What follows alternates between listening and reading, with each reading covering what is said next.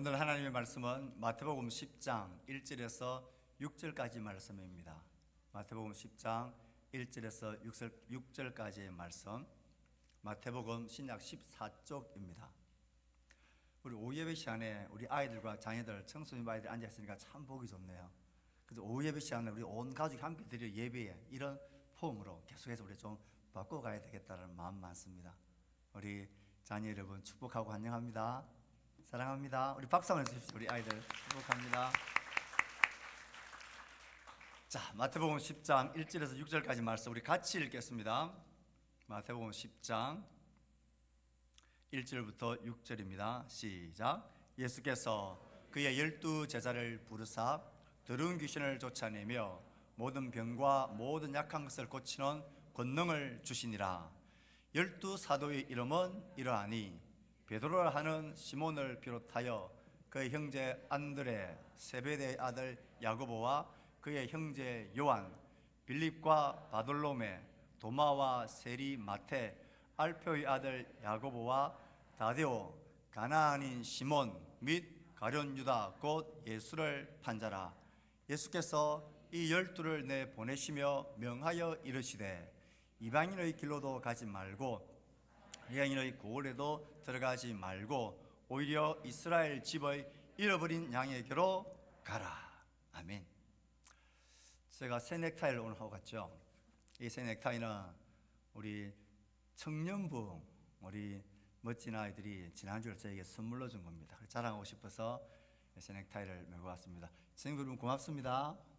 좀 어울립니까? 여러분, 우리 아이들을 신앙교육함에 있어서 교회 목사님을 사랑하고 좋아하게 하는 것, 좋아하는 것을 보여주는 것보다 좋은 신앙의 교육은 또 없습니다. 제가 어릴 때 생각해 보면 뭐 교회에 좋은 것도 있고 집에 좋은 것도 있고 맛있는 거 생기고 뭔가 좋은 거 있으면 언제나 자전거 뒤에 태워가지고 이걸 목사님 갖다 드리라 그렇게 해서 심부름을 여러 번 간 적이 있습니다. 그리고 가면 목사님이 손을 얹고 기도해주고 뭐 그런 어릴 때의 추억들이 있습니다. 여러분, 그런 것들은 목사님이 좋아서 그러는 게 아니고 우리 자식들을 신앙 안에서 교회와 또 목사님을 소중히 여기는 그 복 받는 그 길을 잘 닦아주는 거야. 그것보다 더 좋은 게 없고요. 우리 자녀들이 신앙을 망치는 제일 좋은 길은 집에서 누군가 다른 사람과 통화하면서 문 목사 있지 그거. 그게 문 목사가 말이야. 그 김장로 있지 그거. 이런 말투 하나 여러분들이 아이들한테 들려주면 신앙교육은 그것으로 끝입니다.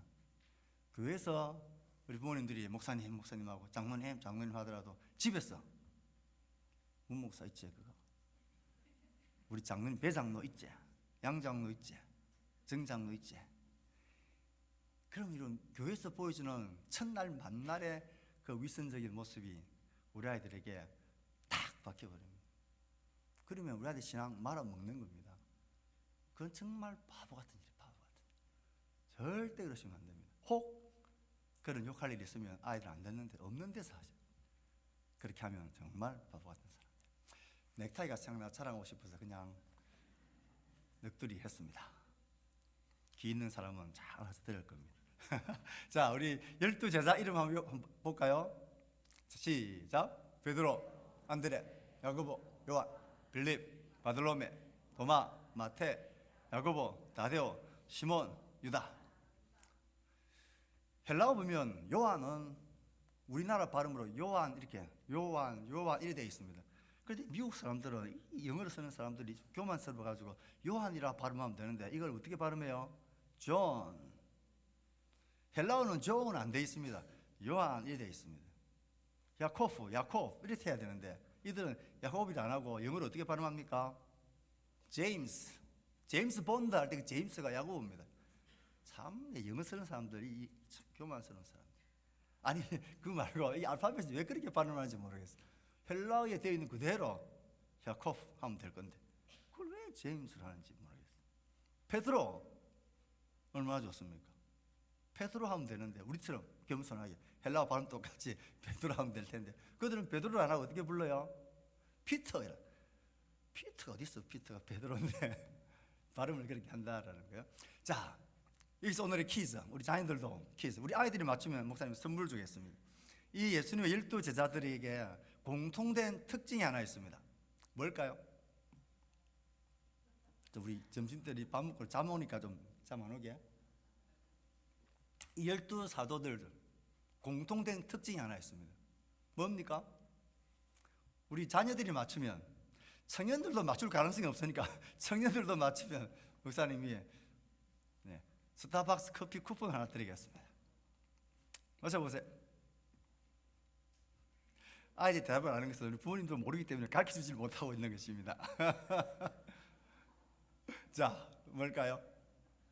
좋습니다. 우리 성도들 전체, 자, 손 들어보세요. 대답해보세요. 남자다. 답은 아닙니다. 남자는 남자인데, 다 어부 아닙니다. 어부 아닌 사람도 많아요. 있어요. 세무한 사람도 있고요. 있어요. 총각? 아닙니다. 베드로는 장모가 있었습니다. 장모가 있는데 총각이라면 골치 아픕니다. 우리 문장로님. 유대인, 그 다음에 하나 더. 유대인? 저도 답했는데, 유대인 플러스 유대인. 빨리 눈치 끌어가지고 빨리 정답을 얘기해 주세요. 빨리 손 드세요, 누가.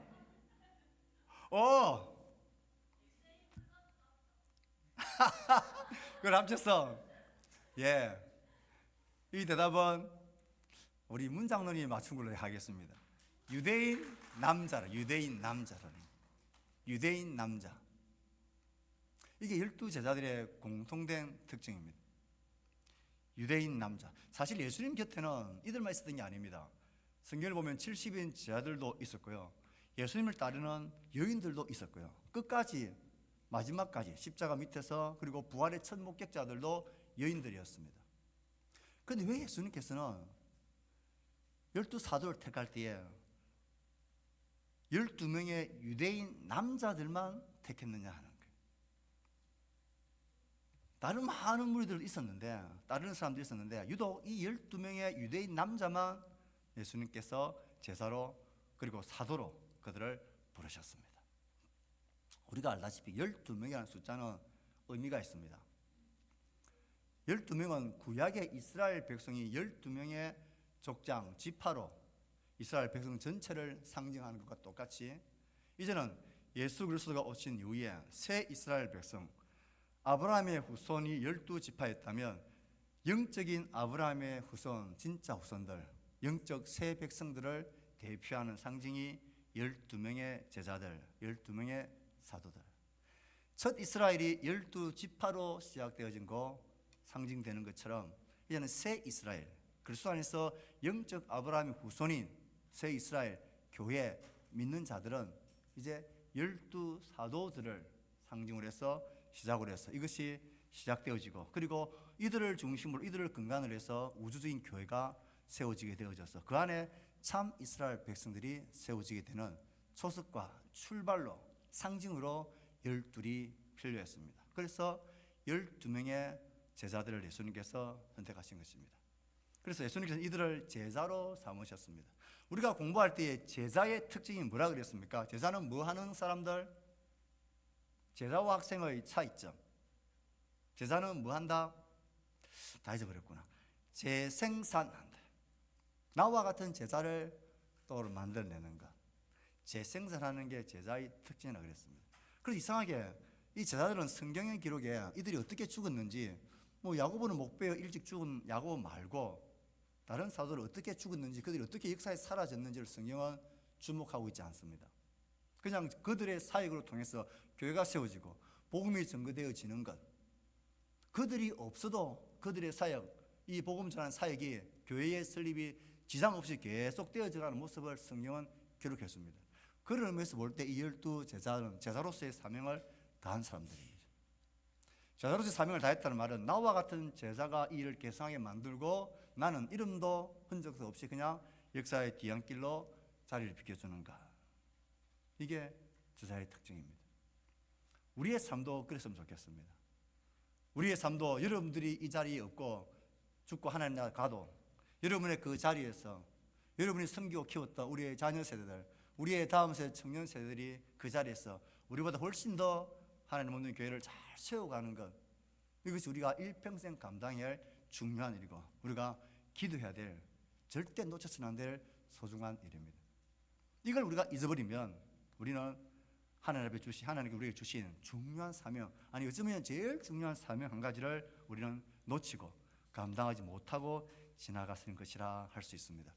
지금 우리가 오후 예배 시간에 말하고 있는 것 중에 하나가, 큰 주제가 잊어버렸겠지만 공동체라는 주제를 살피고 있습니다. 그 중에 지금 우리가 하고 있는 내용은 공동체의 사역은 한두 사람, 소수의 사람의 사역으로 이루어지는 게 아니라 모두의 사역으로 공동체는 세워진다 하는 이야기를 하고 있습니다.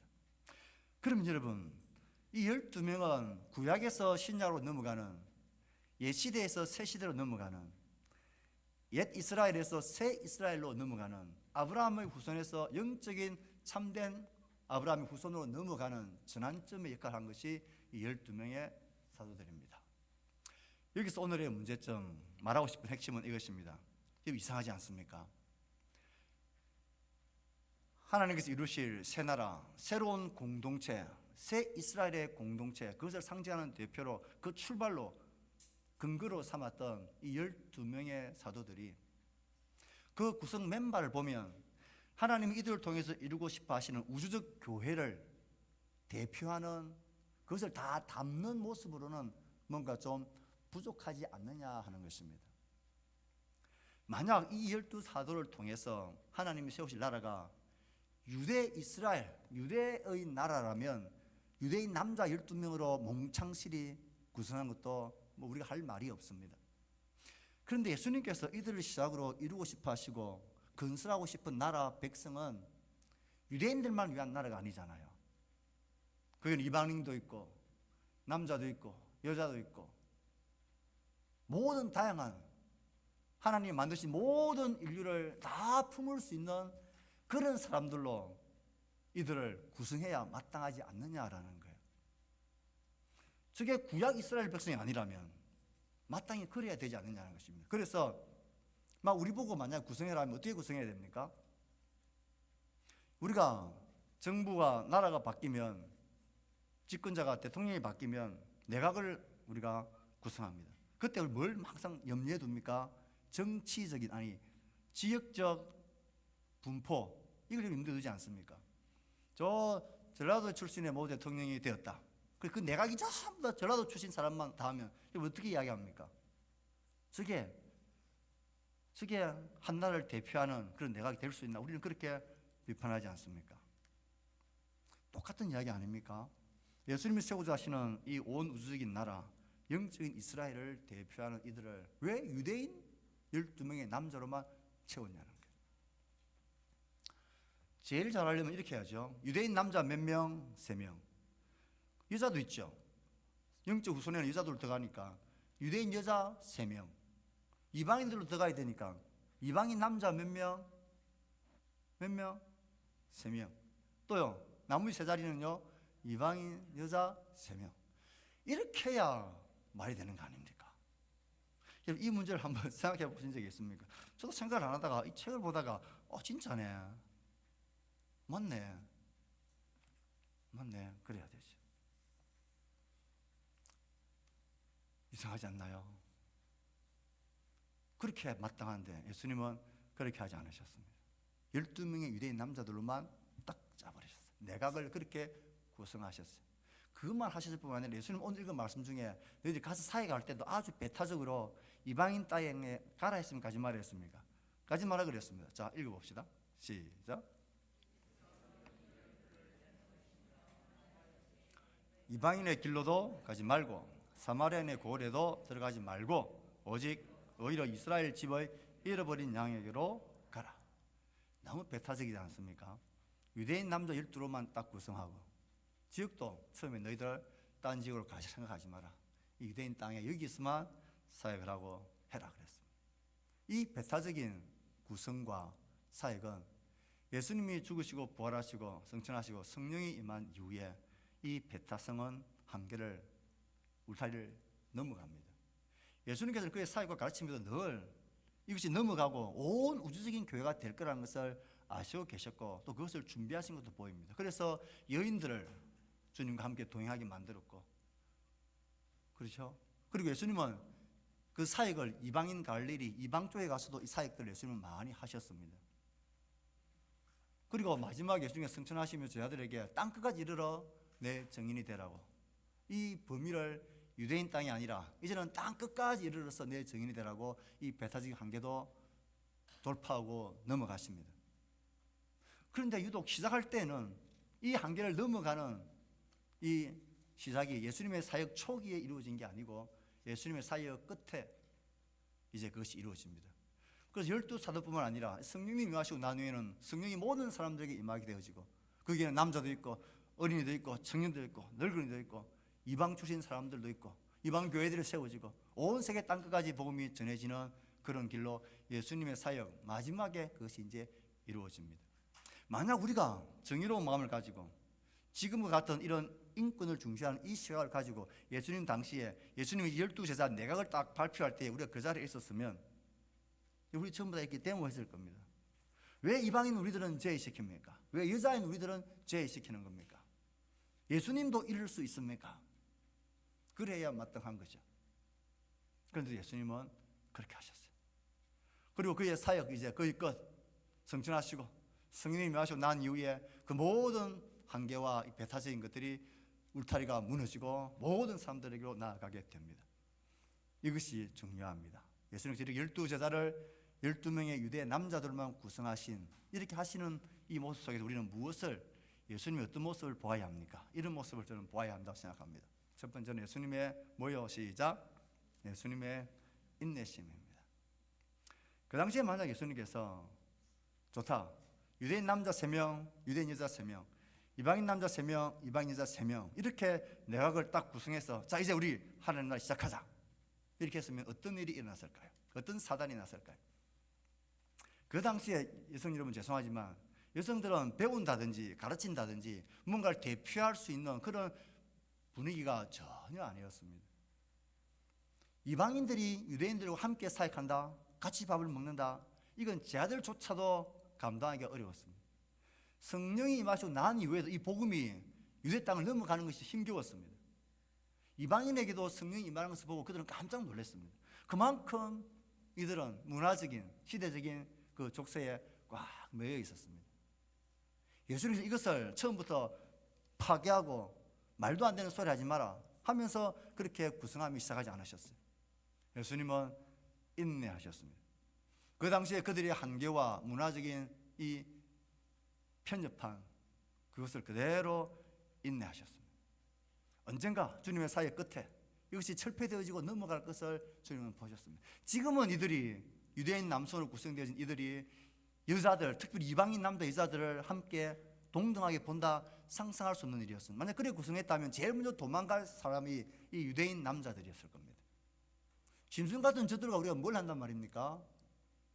말을 섞지 않는 여인들과 무슨 우리가 동등하게 일을 한단 말입니까? 도저히 시작도 못했을 거예요.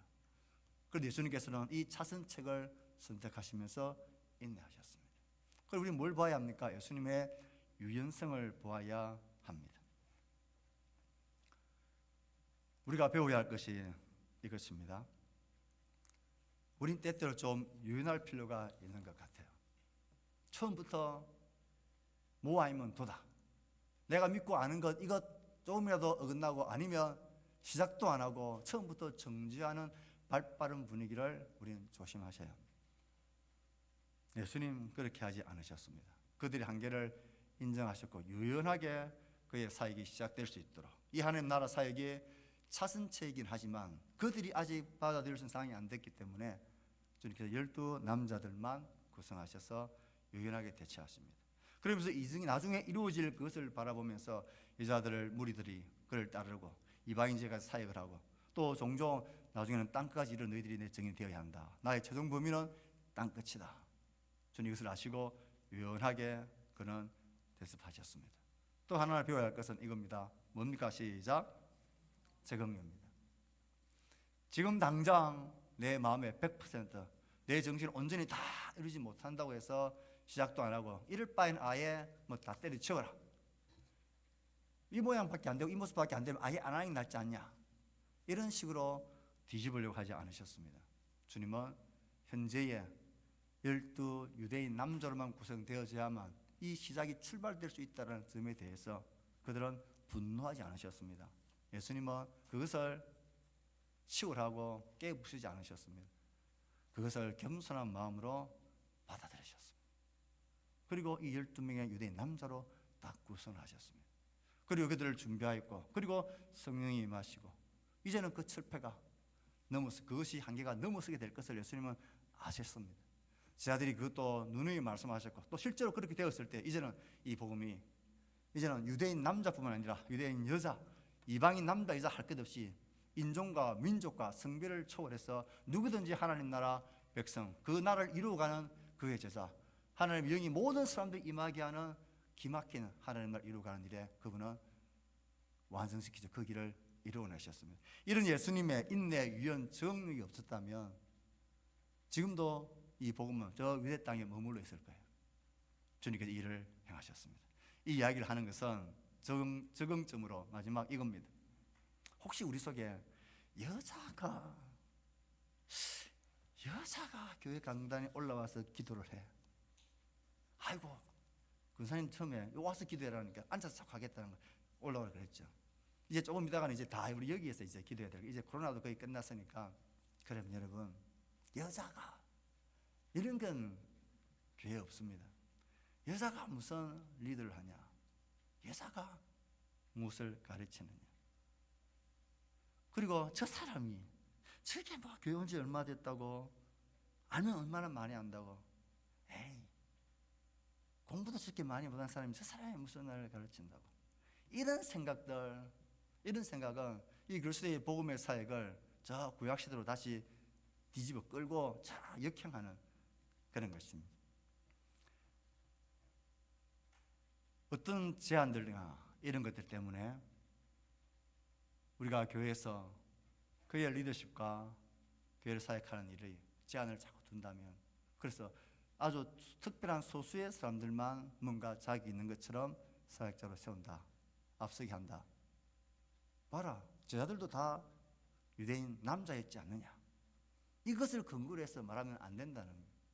그건 예수님께서 그 앞을 바라보고 유연하게 기다리고 적용하셨던 예수님의 진짜 목적을 모르는 처사입니다.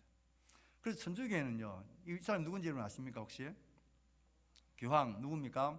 교황인 건 알겠는데 교황 바울의 2세입니다. 그가 무슨 말을 했느냐, 이런 말을 했습니다.